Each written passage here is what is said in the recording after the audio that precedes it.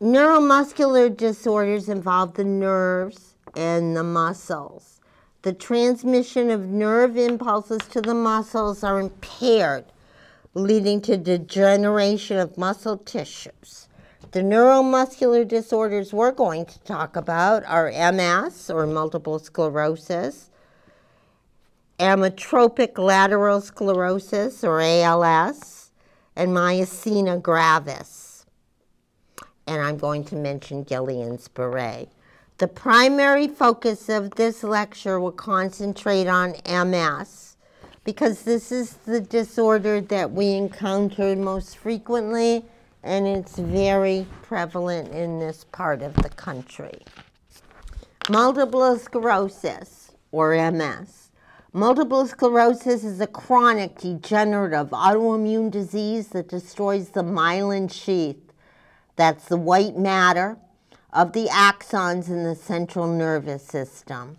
So what it does is it demyelinates the axon. The myelin sheath is destroyed in the spinal cord, brain, and optic nerve. Myelin, or the white matter, provides insulation and helps facilitate nerve impulse transmission. When the myelin sheath is destroyed, the nerve atrophies, which further interrupts the transmission of the nerve impulses. Plaque or scar tissue builds up, replacing the myelin. This causes transmission of nerve impulses to become even more sluggish. Eventually, the destroyed demyelinated nerve looks like a frayed electrical cord. You've all seen that, and that's exactly what it looks like. This process luckily doesn't take place right away, and the rapidity of the progression varies from person to person. MS is a disorder of exacerbations and remissions. An exacerbation is a flare-up of the symptoms, and a remission is a period free of symptoms. The length of time between an exacerbation and a remission is highly individualized. As the disease progresses, the exacerbations become more frequent and last longer. In the end, the person becomes chronically disabled and may be confined to a wheelchair. The cause is unknown, but MS may be caused by a viral infection that triggers an autoimmune response. Stress, fatigue, and pregnancy may also be triggers. There may be a genetic link because it often recurs in families. The onset of MS is usually young adulthood, affecting people between the ages of 20 and 40. Females are more often affected. There is a higher incidence of MS in cold, damp climates like New England. Studies have linked MS to the geographical area where a person spends their first 15 years of life. Relocation to another warmer, drier climate before the age of 15 seems to decrease the risk of developing MS. So, as far as geography goes, the closer to the equator you live as a child, the less your risk of developing MS. In colder climates, 1 in 2,000 people are affected. In tropical climates, only 1 in 10,000 are affected. And probably many of those that are diagnosed in the tropical climates, probably many of those grew up in a colder climate and moved to the tropical climate later. So there's a strong correlation with the climate you grow up in. As far as diagnostic testing goes, there is no one specific test for MS. In the early phases, the signs and symptoms are vague and nonspecific and often diagnosed as something else. In general, diagnosis is based on the person's history, symptoms, and physical examination. The CSF, they see increased T lymphocytes, increased protein, and increased immunoglobulin. The MRI may detect plaque lesions in the white matter, and an EEG may show slowed brain activity during an exacerbation. The signs and symptoms of MS vary according to the part of the CNS involved and how far the disease has progressed. Signs and symptoms arise abruptly with the exacerbations and may last days to months. When the nerve cells are finally destroyed, the symptoms may become permanent and irreversible. An interesting or unusual symptom of MS is that the worsening of motor functions, your coordination, balance, and weakness, often becomes more apparent after a hot shower or after exercising. So after a person with MS has a hot shower or exercises, the symptoms are more dramatic and evident. So, number one, the first symptom is fatigue. Fatigue is a common but often ignored symptom in the early stage. A lot of people are fatigued, so we just dismiss it.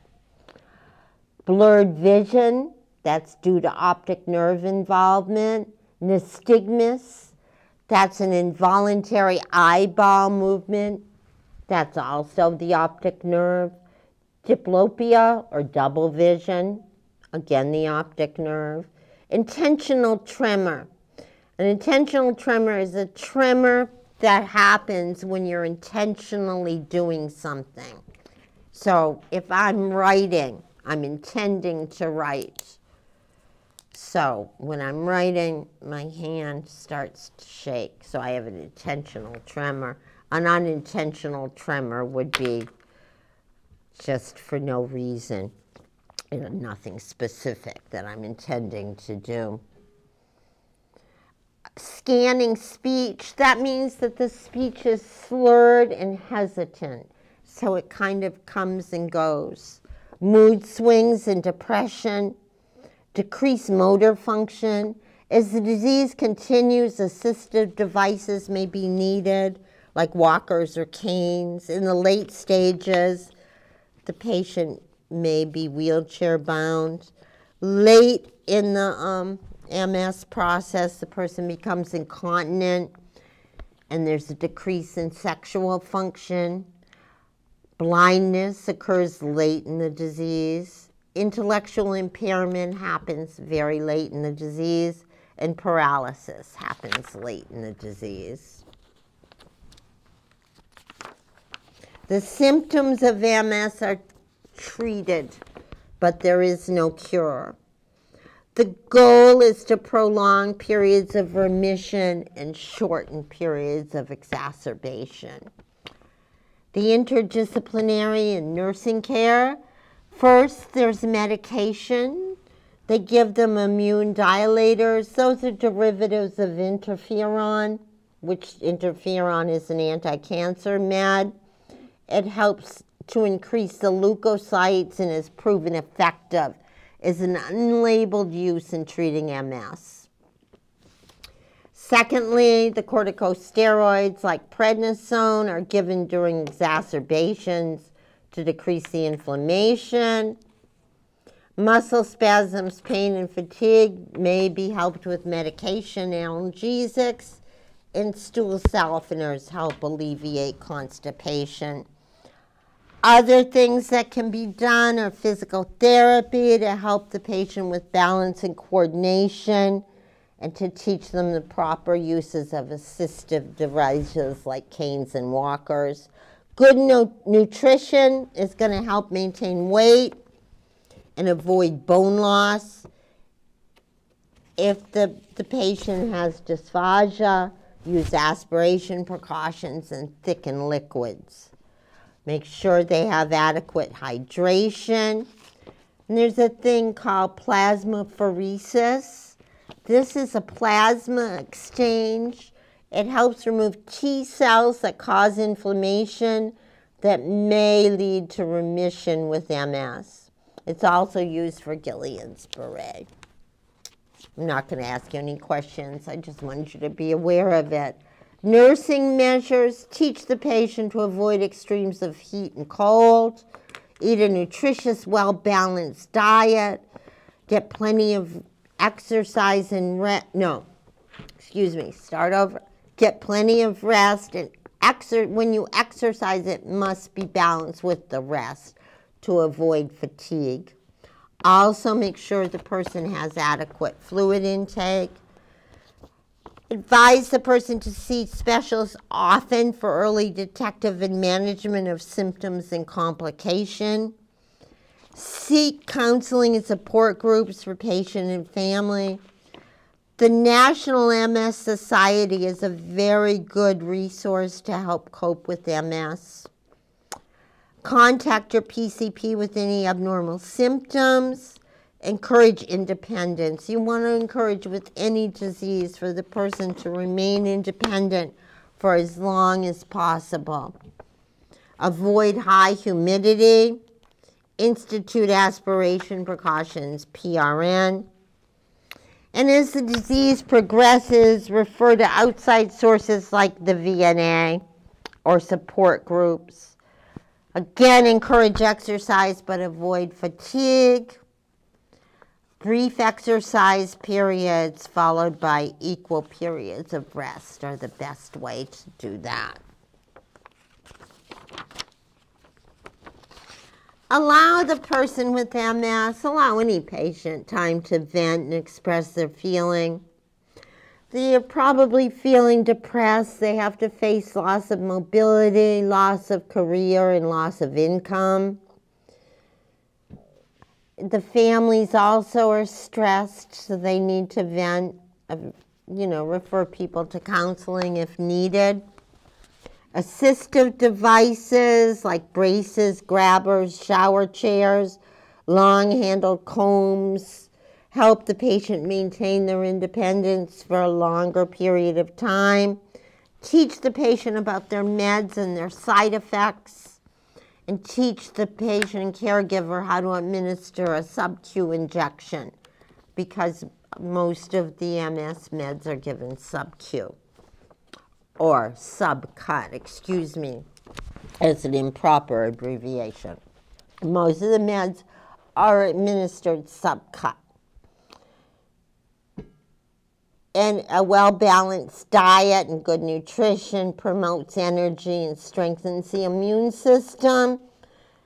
Teach the patient the dangers of immobility and promote good skin care. Complications of MS.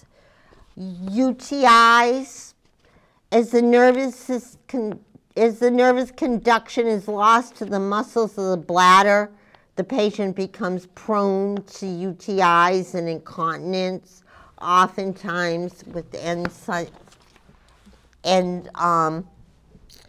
well, I wouldn't say stage, but oftentimes at the end, when it's really, really gotten bad, the patient is bedridden, has a permanent catheter, and because of loss of muscle tone in the myelin sheath and everything else, they have a huge catheter that has to be inserted in order to stay in their urethra, which is very depressing. Joint contractures occur as the nerve muscle impulses lost to the extremities. The patient is very prone to falls. Respiratory infections become more prevalent as the nerve muscle impulses are impeded between the nerves and the respiratory muscles. So it leads to pneumonia, and this person is prone to having pneumonia frequently. Death often results from a debilitating respiratory condition. Good news is that today MS is better controlled, and often the patient dies from a condition unrelated to MS.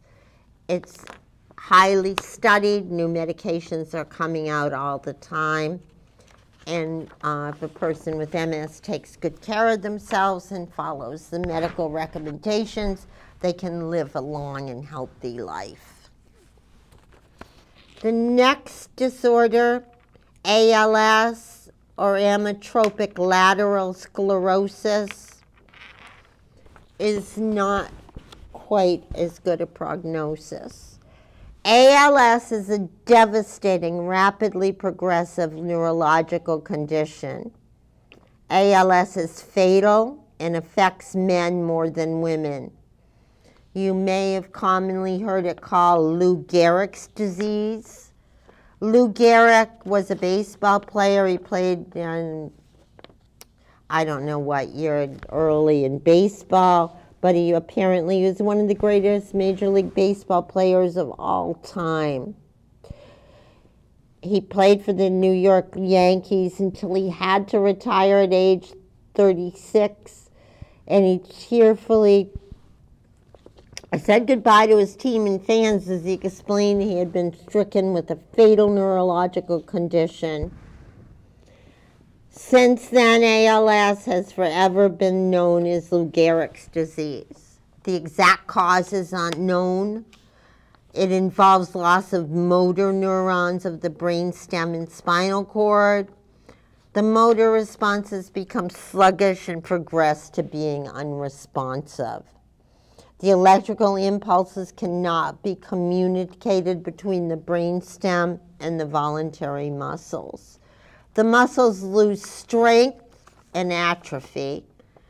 The disease starts with muscle weakness and progresses to paralysis of the voluntary muscles.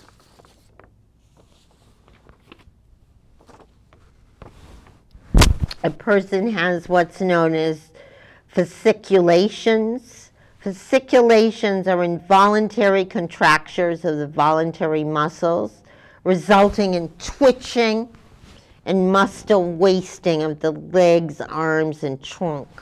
Speech and swallowing difficulties occur because of the brain cell involvement. About 50% of ALS patients die within 2 to 5 years because of respiratory complications. The horror of ALS is that the patient is alert and oriented at all times, yet they are unable to respond.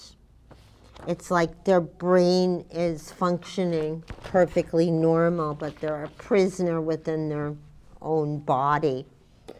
There is no cure.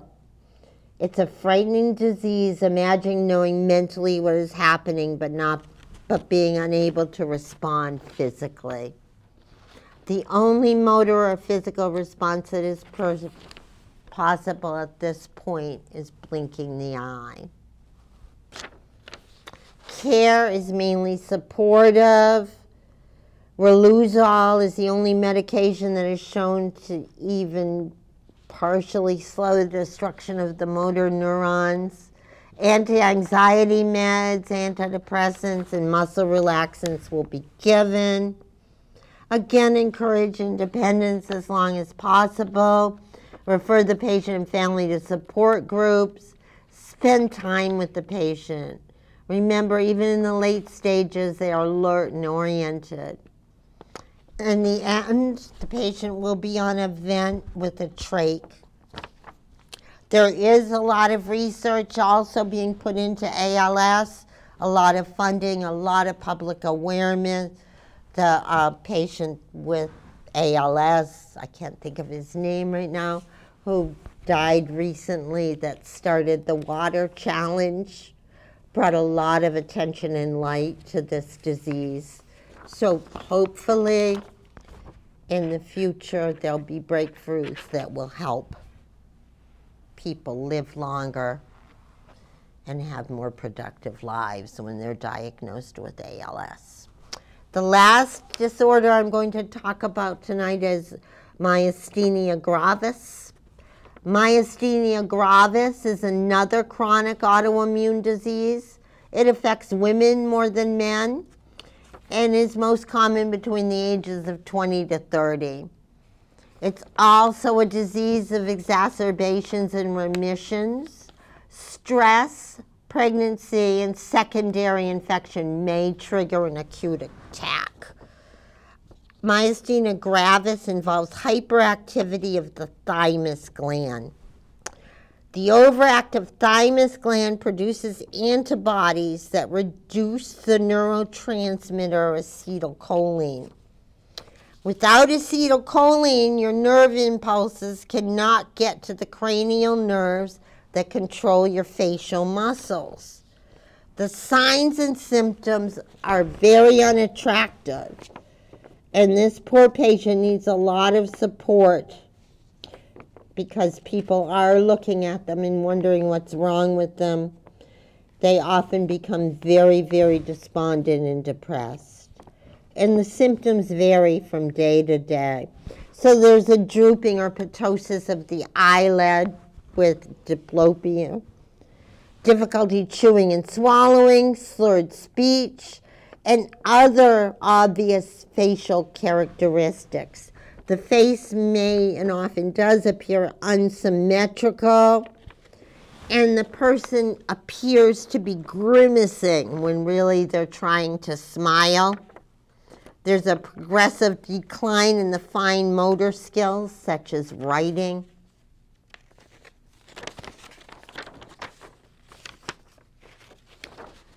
And there's progressive weakness of the respiratory muscles. Myasthenia gravis, or MG, is diagnosed by injecting Tensilon. That's an anticholinergic drug. So they inject Tensilon. If the patient has MG, they will show a dramatic improvement in muscle strength. It is almost like a miracle. It looks like they're cured. But unfortunately, it only lasts for about 5 minutes. The patient is put on an anticholinergic medication, which they will take for the rest of their lives. Guillain-Barré, I'm going to end with that tonight. Guillain-Barré is an acute progressive inflammatory disorder of the peripheral nervous system. Cause unknown, like I told you earlier, but it often follows a recent respiratory infection or a flu shot or surgery. So what happens is an immune system reaction destroys the myelin sheath covering the peripheral nerves. Because the myelin is destroyed, nerve impulses are poorly conducted to the muscles. This leads to rapid muscle weakness, loss of reflexes, and paralysis. The signs and symptoms begin in the lower extremities and work their way up to the arms, the torsos, and the cranial nerves. Respiratory function can be altered if the respiratory muscles are effective. Any cranial nerve involvement is going to lead to problems chewing, swallowing, and speaking. And the patient remains alert and oriented through the disease process. Initially, the person is acutely ill and may be admitted to the critical care unit. Nursing care focuses on preventing complications of immobility, hydration, nutrition, and managing respiratory function. If the respiratory muscles are paralyzed, respiratory failure can occur, so it's very, very important. This is a serious complication, and the patient will have to be intubated and started on mechanical ventilation to prevent respiratory arrest. If there is extensive damage, the patient may need to be sent to, If there is extensive damage, the patient may need to be sent to a rehab facility for PT, OT, and speech therapy. But most patients go home and receive these services on an outpatient basis. As serious as all those symptoms were, most patients recover without residual effects. The length of the recovery depends on how quickly the myelin sheath can regenerate. and that usually takes 6 months.